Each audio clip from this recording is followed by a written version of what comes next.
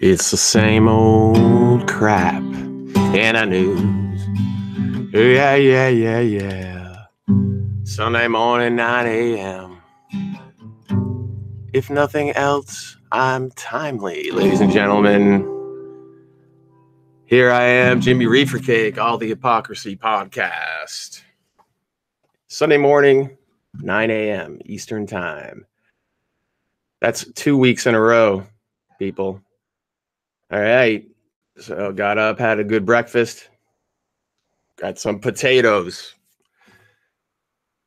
Last night, got some potatoes, bacon, made omelet. Ate. Good breakfast. I'm ready to go. We're still waiting on try and call. Michael DeWitt is having troubles with the we're hoping to get Cool Cat Michael DeWitt as a guest this morning. We have on the agenda, of course, we're going to talk about hypocrisy. We're going to talk about lobsters.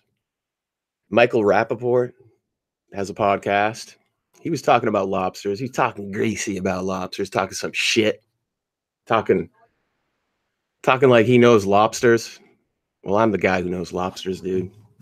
And I'm interested in this new concept of killing a lobster with a hammer instead of boiling it. Let's see. Am I able to try and call? Let's see if there's a phone. All I have is invite people. We're trying to get Michael DeWitt in here. Right now, I'm using Google Hangouts. Google Hangouts. Does it work? I guess Google Hangouts doesn't work for Michael this morning. I swear I had him in the other day. So I don't know. This podcast live stream is going off the rails. Oh, I'm hearing myself. All right. We're in a train wreck situation, people. We're in a train wreck. We got to get out of here. All right. I'm gonna get this done. We're gonna get a podcast. We're gonna get a stream in here. And I apologize if Michael can't join via the link I sent on Google Hangouts.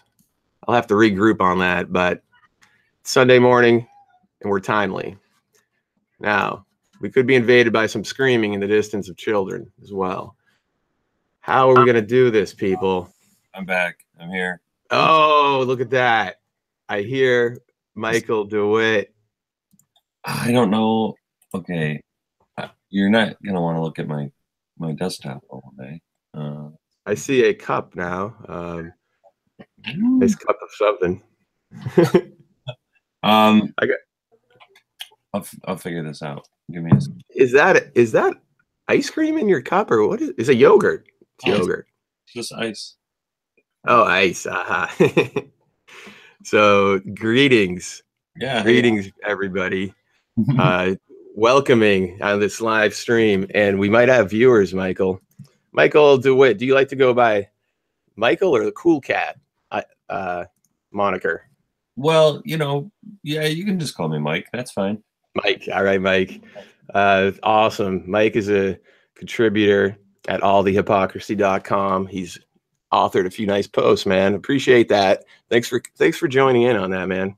Yeah. I get all these ideas and then, just having the time to try to write them down. I hear you, dude. Sometimes you can do it. You had a very nice, organized one on Labor Day, right? Where it was like an essay, pretty well thought out. Yeah. What was the motivation behind that? Well, I think it's because I was watching some videos actually at the time about like the Wobblies and the the IWW is the Wobblies, but then like the AFL-CIO, and it's just like, I think you and I both watch Richard Wolff. We always see him on like, I don't know if you watch Tom Hartman very much, but I know you're watching. Yeah, I'm familiar with him. Yeah, definitely. Yep. Smart guy. You know, I think the strength in the history of why things have changed for our country, and I think Richard Wolff says it, you know, basically confirms all this, is with the worker. And if we want you know, a serious change in our standard of living and, you know, even our politics, it's going to have to start somewhere with the worker, you know. Yes. One of And the issues that I see workers facing that is horrendous and unconstitutional mhm. is, of course, drug testing, which is really just marijuana testing. You know what I'm saying? Um, have unions ever helped us on that battle? I think maybe they could, though. You know, what do you Oh, think? I think if the will was there, then they definitely would. Yep. But that's the key, I think, is the will there. And the fact that it's illegal is kind of a huge hurdle in states where it is illegal. But as we get legal, I think that will open up the door to slam it home, because I feel it's not really solved. There's no, it's insane for people to not be allowed to use plant medicine. And we're talking about back pain. We're talking about all kinds of normal routine stomach ailments, you know, just shit that, and then of course your basic well-being, general, general right to happiness. But you know what I'm saying? So we're moving towards legal, pure legal weed in Maine, and I'm pretty psyched about that. But you know what's crazy? I mentioned this maybe is how Paul LePage, um, you know, fucking open for business guy, total hypocrite. It's not open for business. We had a sign when you drive into Maine, and when LePage first showed his ugly head, he was running, and he goes, Okay. "Our sign says the way life should be." That was what it, you know, when you drive in. So it's a nice motto, kind of idealistic, right? The way life should be. And he said he's going to tear that down and put open for business up as one of his big, you know, hot button things.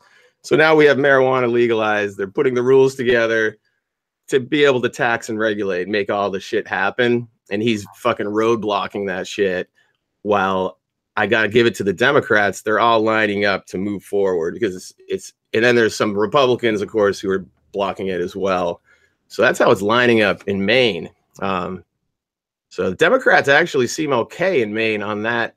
And that leads me to think a lot of the problems we have are just like with the Democrat Party are coming not from local areas, right, man? But it's always coming from their fucking DNC national structure of power that wants to dominate the whole agenda. What do you think of that? No, that's totally right. I Yeah. mean, I think, well, I mean, you know, this has all been said before. We could break it down simply to that there are corporate interests, and in this case, when it comes to legalized, you know, cannabis or whatever, probably, I mean, I think the first main industry against it is pharmaceuticals, and the second industry that's against it is actually alcohol. Alcohol, you don't hear much about it, but alcohol is as big a lobby as anything else because, you know, what happens when you say, man, I like to, you know, go after work and do what? Get a drink. But what if it became, hey, I want to go after work and we go up to the, you know, the shop down the road, like maybe in Amsterdam or something like that. And, you know, just like a hookah or whatever, like chill out and do whatever. Yeah. I mean, that's money that's being taken away from them. They're not going to be that. It's exactly right. And they have this monopoly on what is considered allowed to be done. And they have this culture that they created, almost like the gun culture in a way, right? Like they don't want to let go of their money. They don't want people to go to like karate and hand-to-hand combat. They want them to get the guns. Like shit. Yeah, that's a good one, dude. But no, it's true. You know what gets me too about it is like with alcohol, the hypocrisy of it is mind-boggling, because I feel like in business environments, the guys who are drinking, and you know, that would be me too. I like to drink as well. Okay. You know, it doesn't hurt you at all. It helps you actually. Some of the biggest drinkers are fucking the ones who are running the companies, eventually. And those are the guys you want to be drinking with and talking to, if you can, if you, so it's a social thing, right? Yeah. Dang, yeah. Webcam. I'm sorry, you're making everybody just stare at that little. The ice cubes, man. I don't know what you were drinking. Probably an alcoholic beverage in there. So 9 in the morning. Yeah, it's Sunday. What are you gonna do? Yeah. Shit. Actually, that's funny because you say that. And look, I got this little bottle of, I don't know. Oh, the Pinnacle. Shit. And it's whipped cream flavor. Oh no, you don't. No, it's the whipped cream. I got it in a holiday gift set, and I got 2 of them. And I was like whipped cream, and then I tried it, and I was like, oh shit, that's pretty good. That is so funny, dude. Because I have a whole bottle that accidentally bought. I thought it was just the real quick flying through. Bring it home, and that stuff tastes so horrendous, man. It's been sitting there for years. Jesus. Actually, I mixed it. I put something I mixed it with maybe root beer or something, and it tasted like a root beer float because it had cream in it. It's incredibly strong, the flavor of that whipped cream. It's like concentrated whipped cream flavor. That's funny. It's true. Yeah. So see what the alcohol industry is doing with this they're actually giving us stuff that tastes incredibly horrible. And we have to figure out what to mix it with.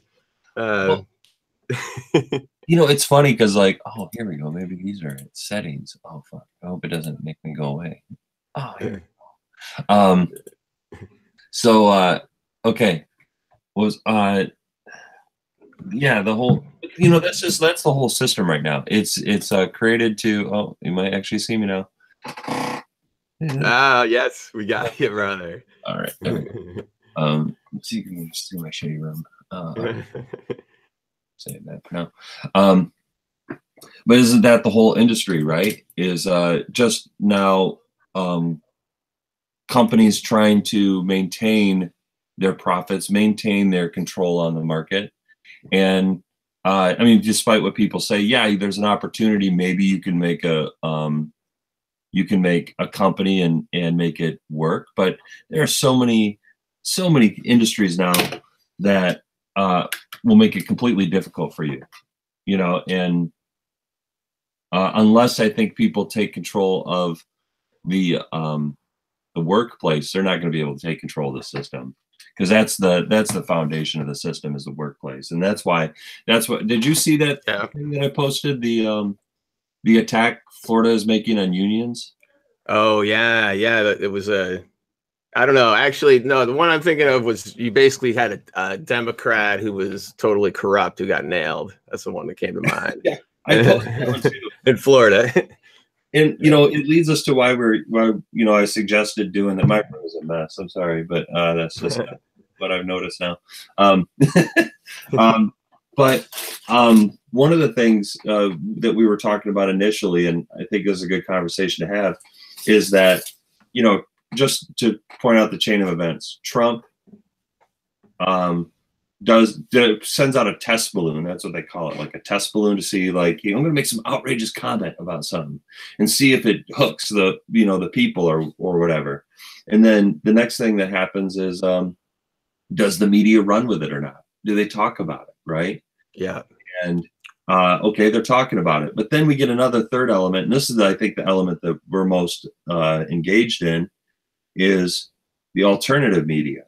And, I think the thing I noticed the most was probably with Tom Hartman, and at the time when I was watching Majority Report, they chase the news cycle. And even when you start, and Jimmy Dore does this too, and I think all the ones we really like, they do it too, because you can't help but to address the issue. But they go a little further by actually talking about new subjects to make you aware of something else. Yeah. I think the other guys are stuck in the circle of, oh, look at Donald Trump, and look at how they're bad at the media over here. And I think it You know, I think that does us a disservice because I've been watching Al Jazeera and I've been watching some other like the French 24. I don't know if you watch that. Well, yeah, a lot of stuff RT based. Like, let's ignore this one. Remind me. Okay, sorry. Like RT based shows, basically. Like I kind of dip and dab into different things, and I noticed basically the vein of the ones that say Majority Report or Michael Brooksy, the dreaded one, my nemesis, who would make fun of, would be RT. Like anything on RT gets made fun of. Jimmy Dore. Then you got H.A. Goodman. You got Tim Black is a big one getting made fun of. Yeah. And other ones too, like me, like I get made fun of. That's kind of gets me too. Like, indeed, Joseph Ballin, right? Like, oh yeah, you know, it's like a mockery of other media. And you talk about workers taking control and the hypocrisy, right? Like what could be more taking control than what you and I are doing right now? I mean, the only problem is the viewers. Right. No one's actually watching, but you know, it's, you know, Tim Black said this was that it doesn't happen overnight, you know. Right, you have to, right. You have to just, you know, and I think the most important thing is because we see this now too, is like right when Trump got elected, and which I also try to get away from the whole criticizing Trump thing because everybody else is doing it, and everything that he does tomorrow is something he's already done the day before. You know, bingo. Like, it's come out that he's had an affair with Stormy Daniels. Yes, deal. You know? I mean, for me, that's a song. That's comedy fodder for songs. That's all that is, you know. And like almost everything about the guy, I feel like I already sang about it. And like when he says shithole, that's obviously how he talks and what he thinks. Like I knew that long ago. Like we knew it once that tape came out and his, you know, how he talked about women. It's like, okay. Yes. And so, okay. And you and I, you know, on the website centers around hypocrisy. And it's like, okay, you're going to take more offense that this orange baboon calls a few countries a shithole country or refers to them as a shithole country, but you're not going to give a shit about the fact that we literally bomb like so many countries, we occupy so many countries. That's not going to make it into the narrative. It's only going to make it in the narrative that we have a president who's blatantly like just not giving a shit about even trying to be like subtle about what our country does. You know? Man. At the very beginning, I had a good tweet that people liked. It was on the shithole deal because the media, like the sad thing is you're so right. Okay, right. Like Majority Report, what they cover a lot times it's just people on the media having little meltdowns or little tiffs. Yeah. Oh my goodness, this guy on Fox News said this, and then look at him saying that, and like, whoa, really burned him, and then this guy stormed off the show. Whoa, like that fucking guy Don Lemon. Okay, like I had never watched anything on cable news. I only get it through the other shows, but it was way back, right? And I actually was on a trip or something in a hotel. I'd turn on or see it, and he's interviewing Trumpy, right? And he had Trump on a lot, is what I heard too. And the way he was interviewing him was like he's having fun with it, just not treating him like the guy who just recently had a speech where he's talking about dipping bullets in pig's blood. Now, if you saw that rally, right, back in that was his thing, and the people were going nuts for it, man. And the second I saw that, I was like, this guy's got some juice, and he is horrible. And you know, then Don Lemon's having him on, and then fast forward to this fucking shithole thing, and Don Lemon had like a meltdown over the shithole in Cuba. He had this emotional tirade that I ended up hearing on some other show or whatever. Fuck, man. And even be on YouTube watching another thing, and it'll scroll on to cable news for the next clip. I don't even want to see it. It's just such bogus bullshit. fake, you know, posing. They're posing. Well, it's funny too, because what they're doing, I noticed on YouTube, is they give me my subscribed, you know, suggestions or whatever, but then in between that, they're like ones that we suggest, and I'm like, you got some shitty ones you're suggesting. Like, I mean, you know, and I know Jimmy Doris talked about that too, that, you know, it's like, you know, his shows are being demonetized. They're like, you know, bumping the subscribers off of his channel, and then people are finding themselves subscribed to like MSNBC, or you see like Rachel Maddow's clips are getting all these views. Yes. And I don't necessarily think that it's that odd that she gets those views, because I think there's a certain audience out there, a developing audience, that, and this is a concerted effort. You see, we're talking about a lot of things, and one of the things I wanted to talk about too is like use examples of why when the mainstream media does something stupid and the, you know, independent or alternative media follows it, is like the best example is like this DACA government shutdown thing, because it does what media normally does, which says, hey, you're either on the Democrat side or you're on the Republican side. And we know the Democrats have been trying to shut down progressives and third parties and, you know, Green Party, you know, all that kind of stuff. And they're trying to make it seem like they're crazy. Like the things you're asking for are crazy.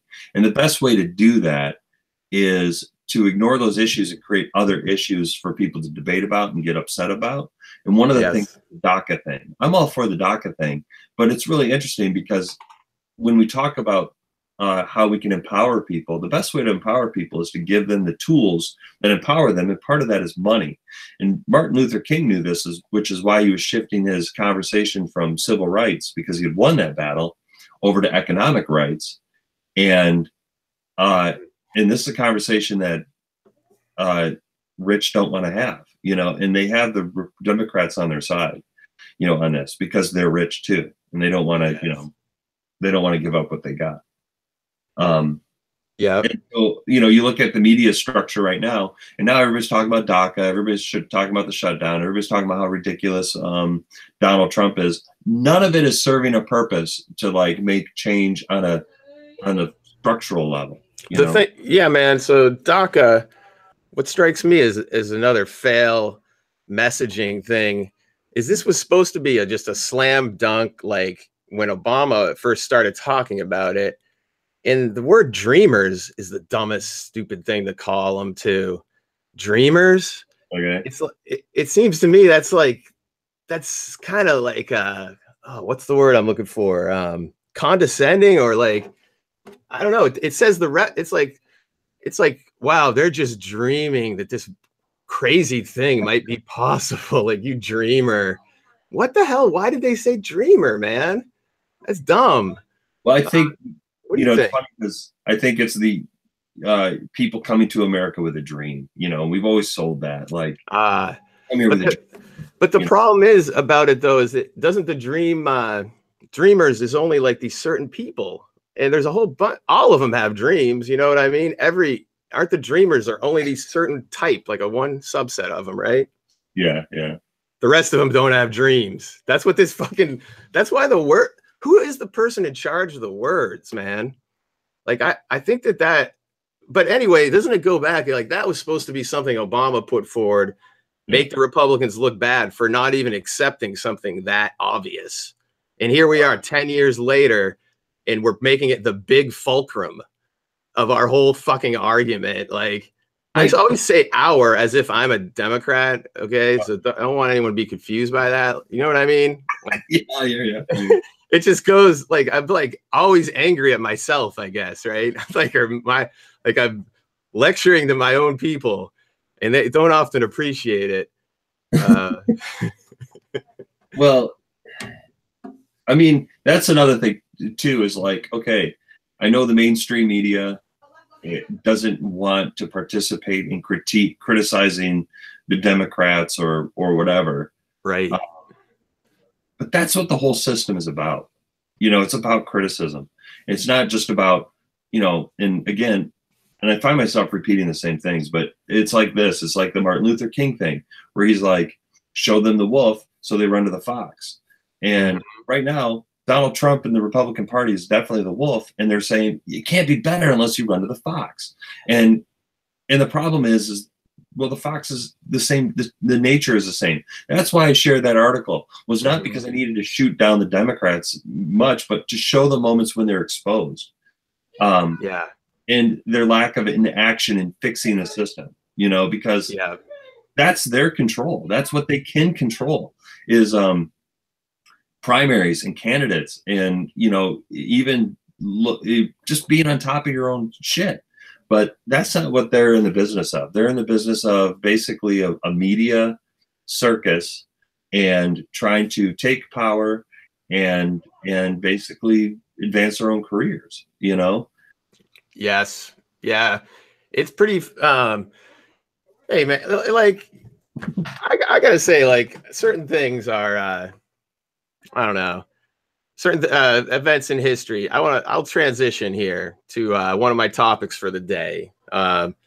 Okay, lobsters. All right, real quick. I started talking about this. Now, I listened to a guy, Michael Rapaport podcast. All right. Isn't he an actor? Yes. Yeah, he's an actor and also producer of like good documentaries and whatnot. And he's funny, and he's just a real shit talk. He's big into like, it's like the diametric opposite of the Majority Report, basically. Talks a lot about sports, but he'll do weird news shit too, and, you know, politics a little, whatever. He's going crazy about lobsters. I forget if it was Denmark or somewhere, where they realized that the lobsters, when you boil them, they feel an enormous amount of pain. Like they can't scream. So they're starting to recommend you club it on the head and then cook it. And like Rapaport is going absolutely berserk over this, as if they're taking away his God-given right to boil a lobster and give it more pain. Like, I was thinking, like, why do you always gotta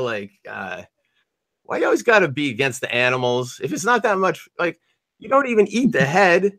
The head, you eat the tail and the arms, right? So you can smash the shit out of that head. Just fucking crack that head. I'll try it next time. Next time I cook a lobster, I might just do that, even though it seems a little more work. What do you think about that, man? Well, I think that that's another example of, like, you know, in his case, and I think there's other people out there who, you know, and I mean, like, people are doing podcasts, you know, I think of names of people doing podcasts, but not particular instances of people complaining like that, which it's like you're taking an issue and you're blowing it out of proportion. And I don't know, I feel like it's more of an ego thing at that point. Like, yeah, you're trying.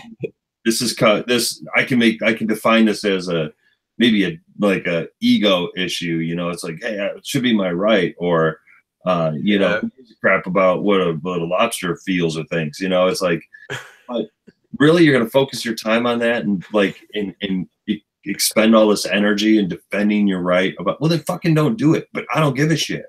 Right. You know, like, all is when you vocalize that you don't give a crap about like bullies, or you don't give a crap about or whatever the shit it is, when those things are meant to say like, this person can go here and not be harassed or whatever it is, and you say you don't give a shit. Well, what you basically said is you're an asshole, and it's like, that issue to talk about to show me you're an asshole, and it's like you probably could have spent your energy in a better topic that would have been informative and shown people that maybe you're a smart person and not an asshole.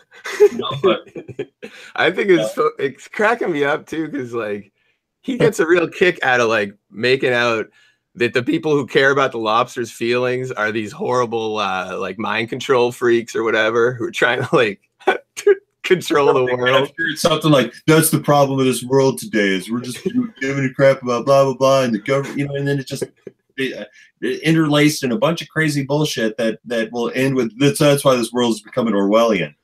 Fuck off. That's not why the world is becoming Orwellian. It's assholes like you who are like more concerned about your superficial shit rather than the real reasons why the world is actually becoming Orwellian. You know? Yes. Now in Rapaport, he's an asshole, you know, but he's also an entertaining asshole. So we're calling him out in a way because I think he's great. I mean, I just wanted to say on that one, I think every now and then you got to go after a guy like that. It's the macho man syndrome. It's just too much of this like why not think about something about a lobster? I don't know. I'll hit him in the head next time. What is he scared to hit the lobster in the fucking head? Just get a hammer, pop it in the head, dude. That's it. Yeah, that just doesn't like. I mean, you know, that's why I like. Okay, so I have that Facebook page. I don't know. I've shared some things from it, but it's a Facebook page that I usually, you know, I created. But basically, it's so that my friends and people I care about don't have to see all my political posts. Right. And it's that guerrilla communications tactics. Yes. Yeah. And it's like that in my Twitter. Anytime I'm like posting anything that's like political, I kind of feel like it should be worth it. You know, it's not going to be about something stupid like lobsters, or it's not going to be something stupid about, I don't know what else. You know, it kills me because I always like conservatives typically like to use the term like, "Oh, you're a snowflake," you know, you're a snowflake. But then it's like now that Trump is president, it goes back to really showing who's the real fucking snowflake. Like, you know, you know, and I've seen this like my whole life, that it's just like people who advocate for peace. Oh, you're a fucking snowflake. But then they see like a peace symbol on the back of somebody's car and they're like, that's fucking, you know, or, you know, and I'm just picking something. There's better examples, but you know what I'm saying? It's just kind of like, why do I have to see that? Fuck you. Cause you know, it's America, you know, it's like, who's melting down now, you know? Yeah. It's kind of like the meat lovers. I love to eat meat, but I don't have to go so far as to like get all like angry at people who are vegetarians for the fact that they feel good about themselves. I mean, good for you, dude. You're not killing something to live. I choose to kill. I mean, the flavor's good, and you know, I just don't see why I need to put you down. If anything, I can thank you for lowering the cost of meat. More fucking meat for me, man. Well, yeah, right. Yeah. I never understood that either. It's like, and okay, so and let me put this in a context that you know, like I know we were talking about earlier, and we had been talking about the media thing, right? It's like, okay, you're going to focus your attention on telling these ridiculous, stupid stories, on whatever it is. I don't care, but I think this is where, in going back to the Dreamer DACA thing, that I noticed this, and this is where the conversation we texted a little bit with you and I and Joseph, is like, okay, they're saying, okay, Republicans are to blame for the shutdown. No, Democrats are the ones to blame for the shutdown. And I know Tom Hartman explained this the best, but he only did it a couple times. And I thought, you have to really assume that the American public doesn't understand like that deep into how government works. You know, people know some government. They can tell you the president is, but at some point, what does Rex Tillerson do? You even know? And if you're like, I know Rex Tillerson, what is he? Isn't he like vice president? You're like, no, you know, and then you're like, he's Secretary of State. Well, what is that? Like, that's a problem. If you don't know what a Secretary of State, you know, is kind of the role is, but you have to assume then the media, which CNN and them know you're an idiot. That's why they only talk about the stupid stuff, because they don't care to change your political position to become active and do something. It's only to influence your attitude about something. And you don't even know the reasons. They just give you some value system. Oh, hey, Assad is like mean to children in Syria. We should bomb them. And you're like, yeah, we should bomb because of children. And you're like, okay, we won't tell you that we were bombing children too, or helping other countries bomb children too. Like, they're not going to tell you that story. But like the thing, like Tom Hartman and I think Jimmy Dore could do this too a little bit, which is explain to the people like why it is a Republican's fault. Because they, you know, I would see people arguing online, like in the comments section of something, and they'd be like, no, it's the Democrats' fault because Republicans need 60 votes. And I'm like, well, that, okay, that, and other things would confirm that. What they wouldn't tell you is, well, that's a special set of rules that the Republicans are playing by, but because they control everything, and if they really wanted to, they could change the rules. And that was what Tom Hartman said, is they can make up the rules that they govern by in Congress because they control it. So they could say, we don't want to use 60 anymore. And that's what they were trying to do with the Democrats, which was change it from 51 to 60 so that they couldn't pass their Supreme Court nominees. And Democrats being idiots were like, okay, because we want to make sure we have a Republican consensus. Fuck them. Like, I don't get that with Democrats. Dude, but, yeah. But now that the Republicans want to pass a shitty bill or do shitty things, they want that 60 vote because they want Democrats to go down with them.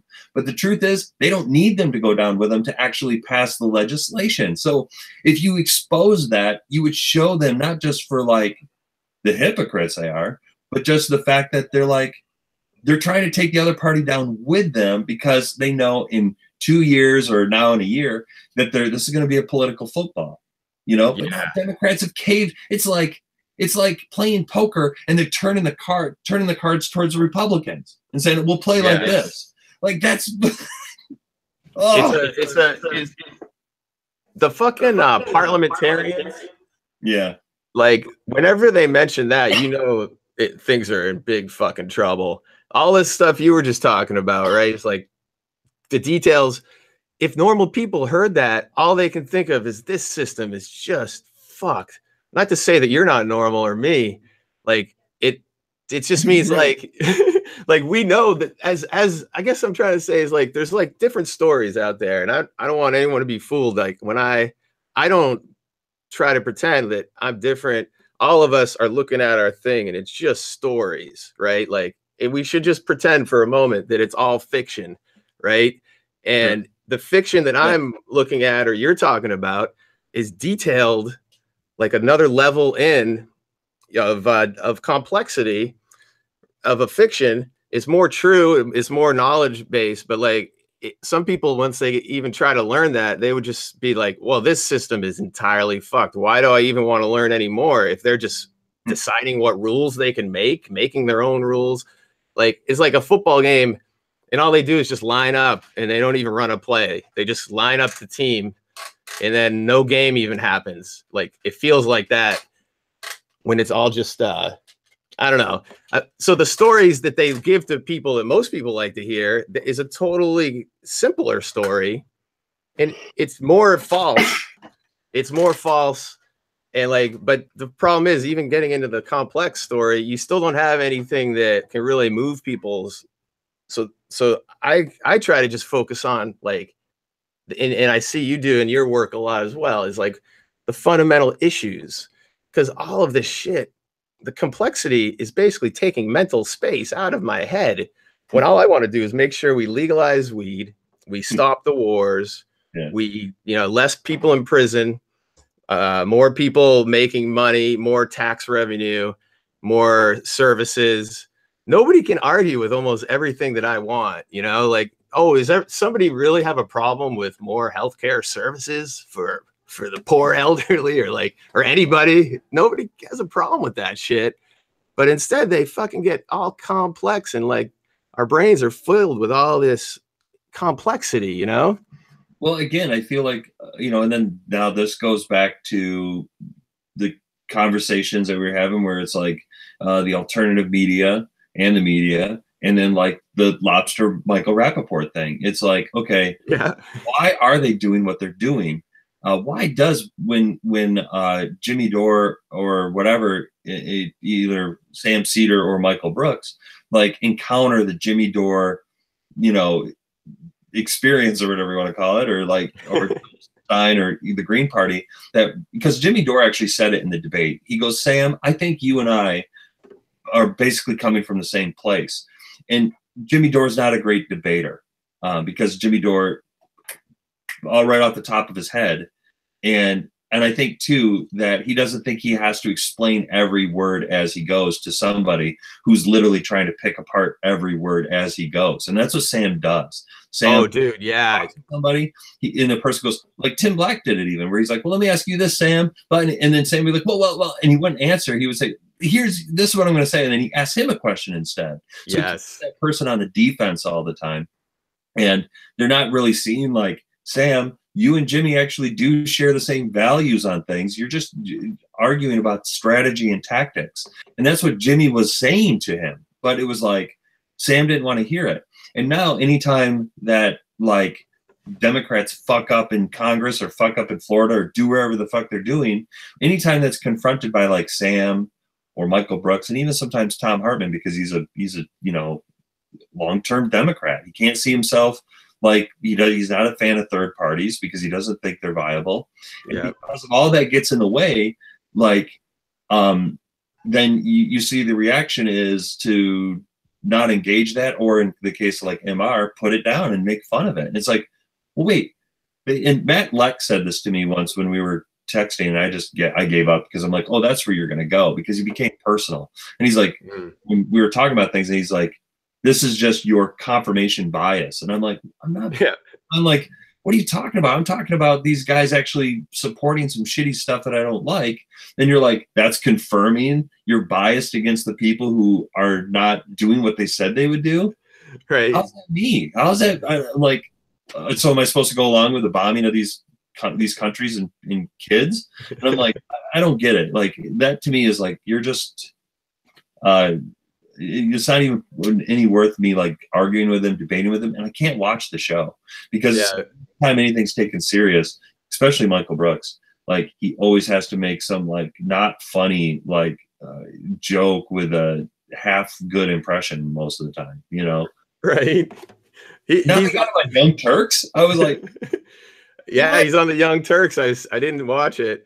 The thing that gets me about him is he seems to be purposefully like edging off things that I really care about. I think would be great, like Tulsi Gabbard. I think she's fucking fantastic. And he's got a thing against her. Like, and he, you know, he really doesn't have anything to back up what the fuck he's saying, except for, you know, some kind of like skirmish in India that he's pinning on her because she's on one of those guys, you know, she's on the ruler's side, I guess, if some skirmish that happened, I think in like 2004, I don't know, whatever. So he's a moron about that. And it's like he's purposefully trying to set us up to have another fucking Hillary Clinton-like candidate, like a Kamala. It's like he's slyly doing that by putting down a Tulsi. It's fucked. Yeah, keep going. Well, you know, like if you really care, you can't, like if you care about violence or something, so he's a total hypocrite, right? Because he's going on Tulsi for some act of violence that she's somehow related to one of the guys. But Tulsi is the biggest one speaking out about regime change wars being a problem. And she seems like the only source of nonviolence that I can find nowadays. Right. And on the subject of Tulsi Gabbard, she's also admitted that she was wrong on a lot of things. It has changed her stance, but she's recognized that she was wrong. And this isn't like Hillary Clinton, who did it, 3 months or 3 years before she's going to run for candidacy, and the polling's come in that she's got to take these positions or else she's not going to be viable. That's not being a candidate I want to elect, because I know you're only going based on what popular opinion is, and you're either going to avoid those issues if you don't agree with them, or you're not going to pursue them. You know, so that's the problem with Hillary. Was she was giving everybody a sales pitch, so that when she got that power, she's like, I'm going to do what I want, you know. And I don't know if you saw me, but I just looked. Yeah. And then in another 4 years, there's going to be some other like this DACA thing. This DACA thing is definitely set up for the elections. The wall thing is a debate for the elections. The Donald Trump having shut down the government is just sound bites for the election. And there's, I mean, he should have never been president to begin with. So to sit here and think that they have a chance in 2 years or like in, you know, this year, it's so crazy to think it's this year, that they're going to like make a sweeping change. I hope they do, but I just don't think it's going to happen.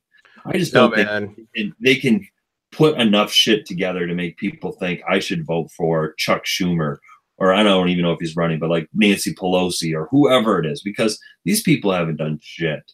Dude, yeah. Check this out, man. With all this complaining I'm doing about the way that Brooksy and, like, the funny thing is that I still am compelled. Like, if I was to step away to not send my songs anymore, that would be kind of hypocritical of me, because it's a way for me to, even though they're making fun of me for no good reason, a lot of times, I still seem to score other times. And it seems like the only way that we can actually, it's so funny. Like, if you bring up Hillary now or something, they're like, oh, how could you bring her up? And it's like, because I can tell it's already heading that way again. You need to remember and cleanse out that friggin' situation. And it's kind of going to be the difference of whether or not that happens is going to be like you're predicting. We're all predicting their Democrats are probably going to do the same thing and push like an insider, like, Kamala Harris or somebody who. I think it's going to be Kamala Harris. Yeah. And that could be totally catastrophic loss. And the difference between like in Trump winning again, and then like I can already see it all happening. And like the difference between that happening is going to be whether or not motherfuckers like the Majority Report listen to the dumb left. That's right? They're going to listen to us. I'm not going to, when have I backed down? Never. You know what I'm saying? Right. So they have this like pretend dream that they're going to somehow bludgeon me with their smartness into succumbing to their great critical thinking. And it's like, no, I'm still kind of waiting for you guys to catch up with me, motherfuckers. You know what I'm saying? Like, you haven't shown me shit. You're the ones who enabled Hillary when we should have put her to bed. When Brooklyn, of all places too, New York, that's where the voter rolls were totally screwed up. You had a hissy fit about it, Sammy. Like, I brought it up. Well, almost, a couple things. Like, one, they'll always have Jill Stein to blame for their losses. Yeah, they don't listen there. Secondly, when you have somebody like Greg Palast who like works his tail off to like expose voter suppression, and election rigging or whatever. Like when he works his tail off, they get somebody instead like Ari Berman to come in and say, oh yeah, there's some people out there who say this happens, but what's really happening is blah, blah, blah, which diminishes the actual, like that cross-check Chris Kobach thing and makes it seem like, oh no, it's Russia or something like that. And we saw that there was like tampering with it. Yeah, they did see that there was tampering with those voter machines, but they weren't connected to the Wi-Fi. So it's not like Russians were hacking into it. Like they keep using the word hack. They weren't hacked. They were literally broken into and or programmed to be like that. And these are due to the fact that the companies are conservatively owned that run these machines. And they don't want to look at that issue because this works to the advantage of both Republicans and Democrats. And I'll quick tell you why. Because just like, and you saw that post, I think you liked it, the one where I literally listened to Chuck Schumer tell the plan, I rewrote it. Right.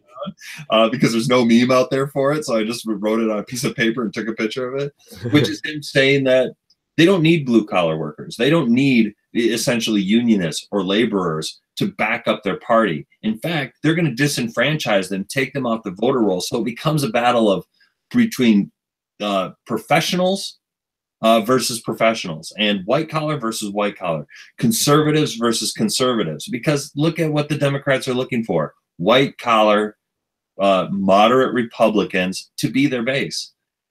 Then just fucking become a Democrat and call yourself something, or a Republican and call yourself something else.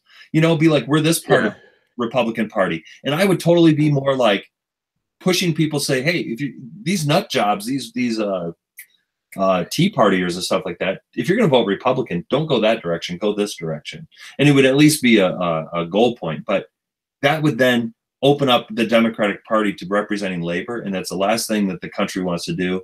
They're trying to repress wages. They're trying to repress the cost of what it costs to run a business. And the Democrats, socialists, all those things have been in the way of that for hundreds of years. I mean, at least like I read Howard Zinn. We've been having this struggle for like almost 200 years, as you know. Amen. So Dude, yeah. So move on. I gotta get here to say that the lead singer for the Cranberries. You ever listen to them? Broke my heart. Yeah. Oh God, such a young age. Yeah. Oh God. What's her name again, dude? I want to pronounce it right. O'Riordan, something like that. Yeah, O'Riordan, I think is how it's said. What's her first name again?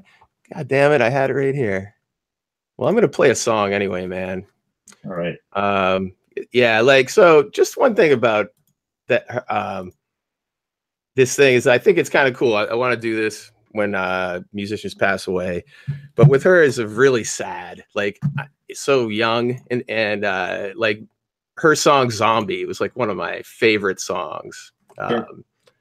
So she died at a young age, and this song, the lyrics. I'm gonna play this song, and then we're gonna say goodbye today, Michael. It went by too quick. And now I like it went by quick, but we will do this again, my man. On a Sunday morning, I usually could do this. I have a little time, but I gotta keep it moving. And I want to play this song. I'll tell you right now, if I can get through this song without tears coming to my eyes, I'm gonna be I'm gonna be doing pretty good. I don't know. I got an issue with this song. I heard it last night, and it just fucking I don't know, man. Yeah, here we go.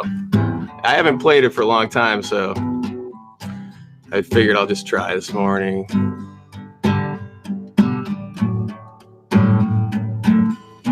Another head hangs lowly, child is slowly taken, and the violence causes silence. Who are we mistaken?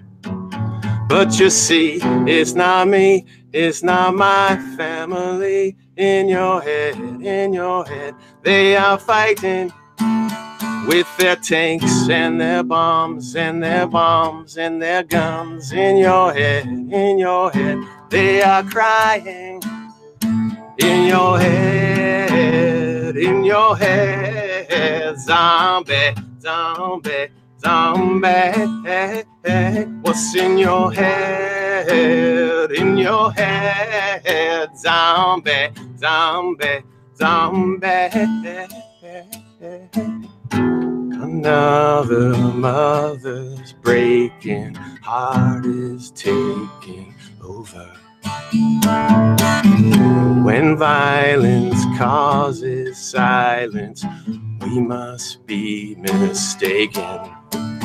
It's the same old theme since 1916. In your head, they're still fighting with their tanks and their bombs and their bombs and their guns. In your head, they're dying.